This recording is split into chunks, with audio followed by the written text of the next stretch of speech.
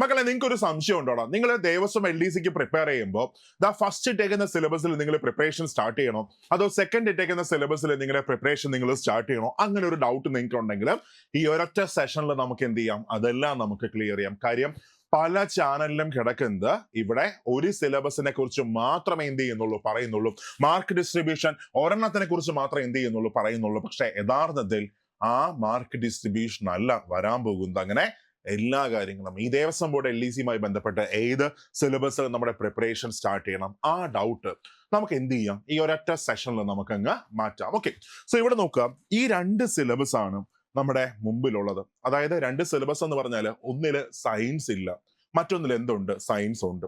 ആ ഒരു കാര്യം. ഓക്കെ, അപ്പൊ ഇവിടെ രണ്ട് എക്സാംസ് നമ്മുടെ മുമ്പിലുണ്ട്, രണ്ടല്ല 3 എക്സാംസ് നമ്മുടെ മുമ്പിലുണ്ട്. ഒന്ന് 2021 ഗുരുവായൂർ ദേവസ്വം ബോർഡ് LDC, അത് കഴിഞ്ഞ് 2022 Thiruvithamkoor Devaswom board LDC, then 2024 Malabar Devaswom board LDC, പിന്നെ അത് കഴിഞ്ഞ് ഇപ്പോൾ വീണ്ടും ഗുരുവായൂർ വന്നേക്കാണ്. ഏത് മാർക്ക് ഡിസ്ട്രിബ്യൂഷനിൽ നമ്മുടെ പ്രിപ്പറേഷൻ നമ്മൾ സ്റ്റാർട്ട് ചെയ്യും?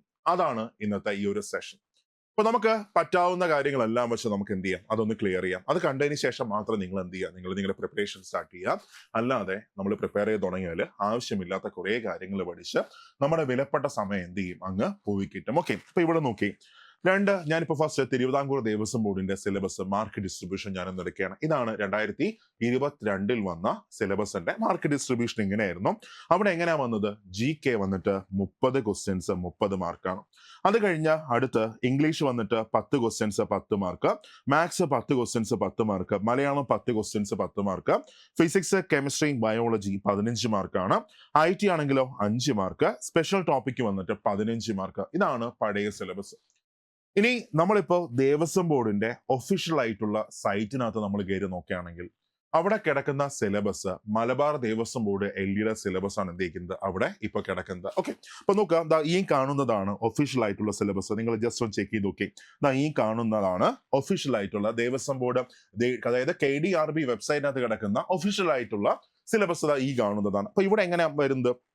അവിടെ നോട്ടിഫിക്കേഷൻ പറയുന്നു ക്വാളിഫിക്കേഷൻ +2 DC ആണ്.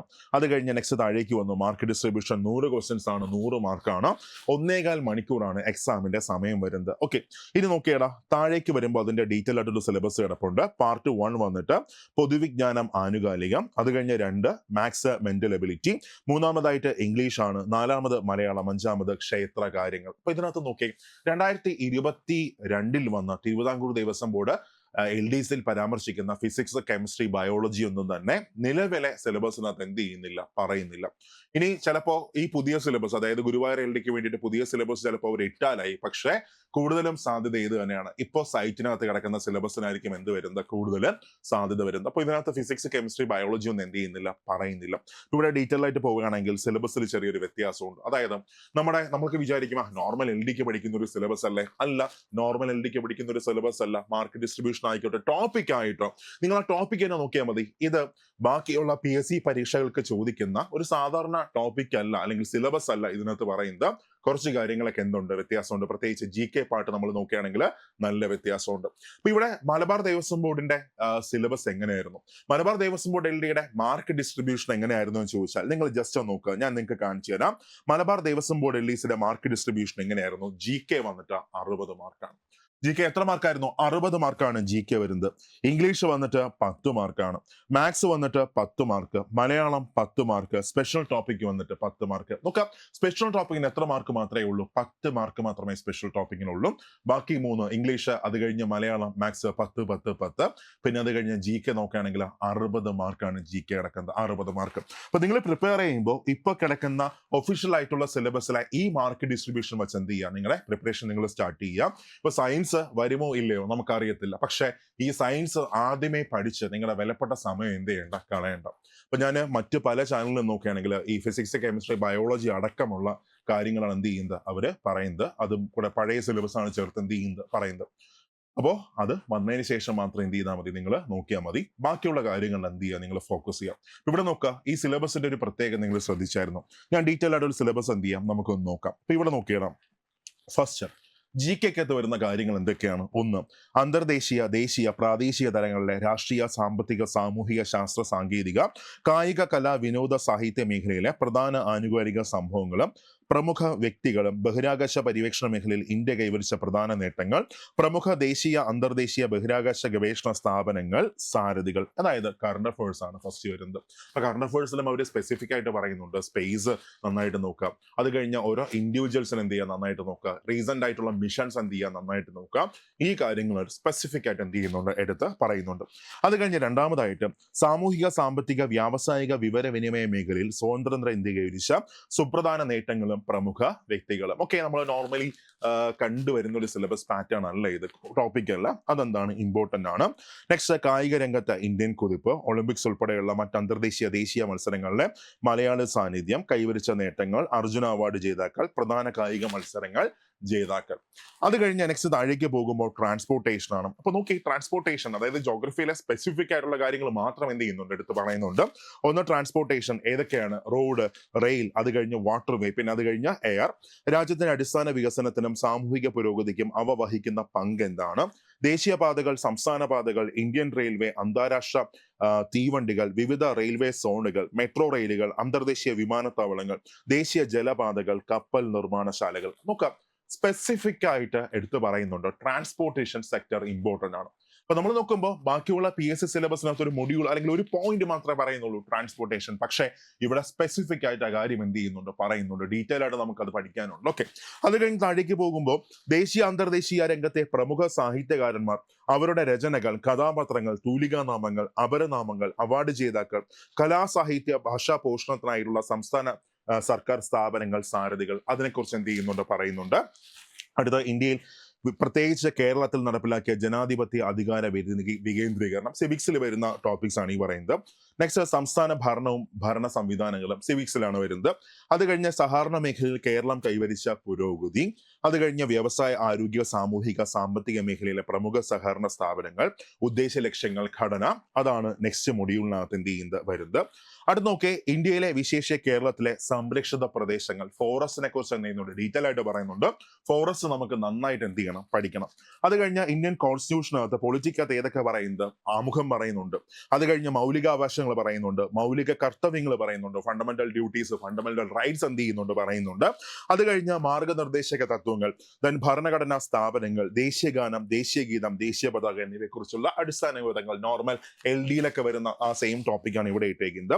നെക്സ്റ്റ് വൺ UNO, ഇമ്പോർട്ടന്റ് ആയിട്ട് ഒരു മൊഡ്യൂളിൽ പറയുന്നുണ്ട്. ഓർഗനൈസേഷൻസ് എന്ത് ചെയ്യണം, മസ്റ്റ് ആയിട്ട് പഠിച്ചിരിക്കണം. അത് കഴിഞ്ഞ് നെക്സ്റ്റ് ഇലക്ഷൻ കമ്മീഷനെ കുറിച്ച് എന്ത് ചെയ്യണം, പഠിക്കണം. ഇലക്ഷൻ പരിഷ്കാരങ്ങളെ കുറിച്ച് എന്ത് ചെയ്യണം, പഠിക്കണം, ഇമ്പോർട്ടന്റ് ആണ്. ദെൻ അത് കഴിഞ്ഞ സാമൂഹിക നന്മ, സുരക്ഷ, സാമൂഹിക ഭദ്രത, സാമൂഹിക സാമ്പത്തിക വികസനത്തിനായുള്ള സുപ്രധാന കേന്ദ്ര സംസ്ഥാന നിയമങ്ങൾ. അത് നമ്മൾ നോർമലി കണ്ടുവരുന്നതാണോ എന്ന് ചോദിച്ചാൽ മറ്റേതിനകത്ത് എന്ത് ചെയ്യുന്നുണ്ട്, ജസ്റ്റ് പറഞ്ഞു പോകുന്നുണ്ട്. പക്ഷെ ഇവിടെ സ്പെസിഫിക് ആയിട്ട് എടുത്തെന്ത് ചെയ്യുന്നുണ്ട്, പറയുന്നുണ്ട്. അടുത്ത ഇന്ത്യയിലെ അഴിമതി നിരോധന നിയമങ്ങൾ, അഴിമതി നിയന്ത്രണത്തിനായുള്ള ഭരണഘടനാ സ്ഥാപനങ്ങൾ, ലോക്പാൽ, പിന്നെ അത് കഴിഞ്ഞ് vigilance, central bureau of investigation, കേന്ദ്ര സംസ്ഥാന അഴിമതി നിർമ്മാർജ്ജന സ്ഥാപനങ്ങൾ, അതിനെക്കുറിച്ച് ഡീറ്റെയിൽ ആയിട്ട് എന്ത് ചെയ്യുന്നുണ്ട്, പറയുന്നുണ്ട്. ദെൻ ആഗോളതാപനം, ഓസോൺ പാളിയുടെ ശോഷണം, അത് ജോഗ്രഫിയുമായി ബന്ധപ്പെട്ട അല്ലെങ്കിൽ എൻവയോൺമെന്റുമായി ബന്ധപ്പെട്ട ടോപ്പിക്കാണത്. ദെൻ ഫോറസ്റ്റ്, വീണ്ടും റിപ്പീറ്റ് ചെയ്ത് പറയുന്നുണ്ട്, ഫോറസ്റ്റ് ഇമ്പോർട്ടന്റ് ആണ്. ഇന്ത്യൻ ഫോറസ്റ്റും ഇമ്പോർട്ടന്റ് ആണ്, കേരള ഫോറസ്റ്റും ഇമ്പോർട്ടന്റ് ആണ്. അടുത്ത റോഡ് സുരക്ഷാ നിയമങ്ങൾ. നോക്കിയടാ, ഇവിടെ ഒരു കാര്യം പറയുന്നത് നിങ്ങൾ ശ്രദ്ധിച്ചായിരുന്നു.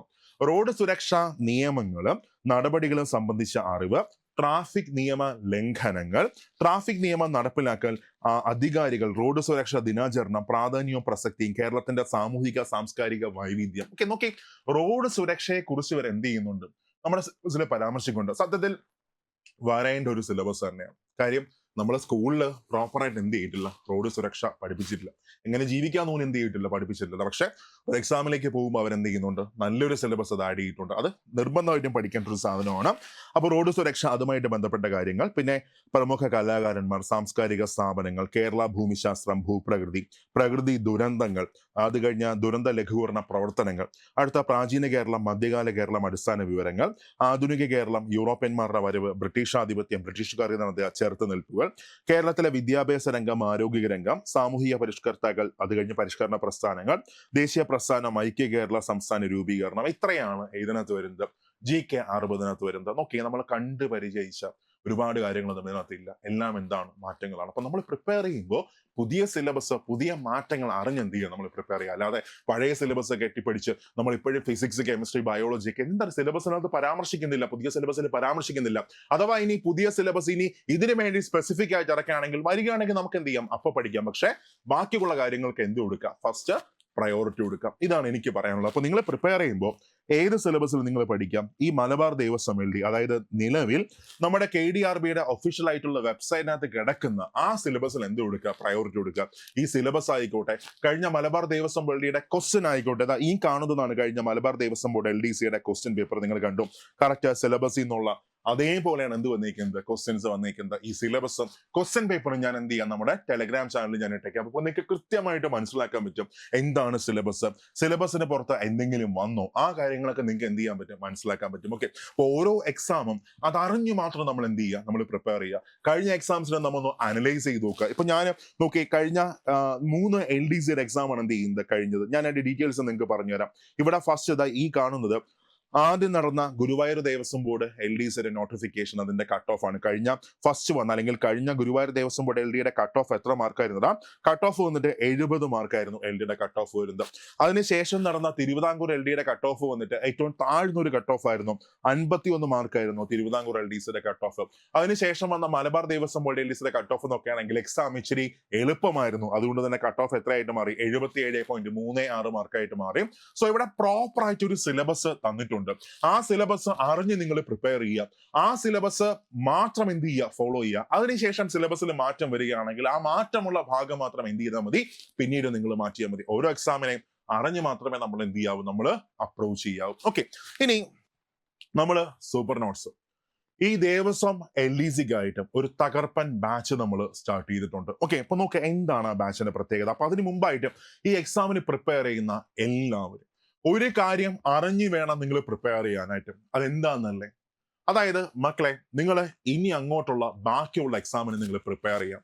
ഇനി അങ്ങോട്ട് ഈ വർഷം ഒരുപാട് പുതിയ നോട്ടിഫിക്കേഷൻസ് വരാൻ പോവുകയാണ്. ഏതൊക്കെയാണ്? 1 village field assistant, 2 company board assistant, 3 company board LGS, 4 beverage LD, പിന്നെ അത് കഴിഞ്ഞ അടുത്ത university assistant.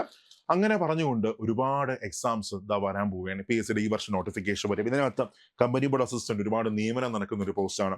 Company board LGS ഒരുപാട് നിയമനം നടക്കുന്ന ഒരു പോസ്റ്റാണ്. പക്ഷെ LGSന്റെ ഭാവി എന്താണെന്ന് നമുക്ക് ഇനി കണ്ട് എന്ത് ചെയ്യാൻ പറ്റത്തുള്ളൂ, അറിയാൻ പറ്റത്തുള്ളൂ. ഓക്കെ, ഇവിടെ നോക്കാം. ഇതിനെല്ലാം തന്നെ ഈ വർഷം 2025 ഡിസംബറിന് മുമ്പായിട്ട് ഇതിനെല്ലാം തന്നെ എന്ത് വരുന്നു, നോട്ടിഫിക്കേഷൻ വരുന്നു.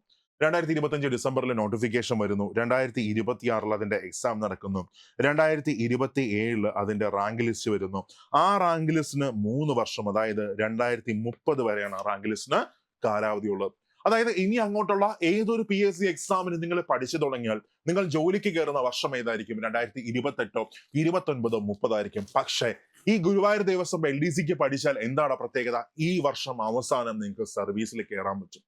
അതായത് ഗുരുവായൂർ ദേവസ്വം ബോർഡിന്റെ കീഴിൽ 12 ക്ഷേത്രങ്ങളാണ് എന്ത് ചെയ്യുന്നത്, വരുന്നത്. പക്ഷെ അതിനകത്ത് പ്രധാനപ്പെട്ട ക്ഷേത്രം ഏതാണ്, ഗുരുവായൂർ തന്നെയാണ്. നിങ്ങൾ സെർവ് ചെയ്യാൻ പോകുന്നതും എവിടെ തന്നെ ആയിരിക്കും, ഗുരുവായൂർ തന്നെ ആയിരിക്കും. കാരണം അവിടെയാണ് ഏറ്റവും അധികം വേക്കൻസി എന്ത് ചെയ്യുന്നത്, വരുന്നത്. ഇവിടെ നോക്കുക, ഈ എന്താ ഗുരുവായൂർ ദേവസ്വം ബോർഡ് എത്ര പ്രത്യേകത.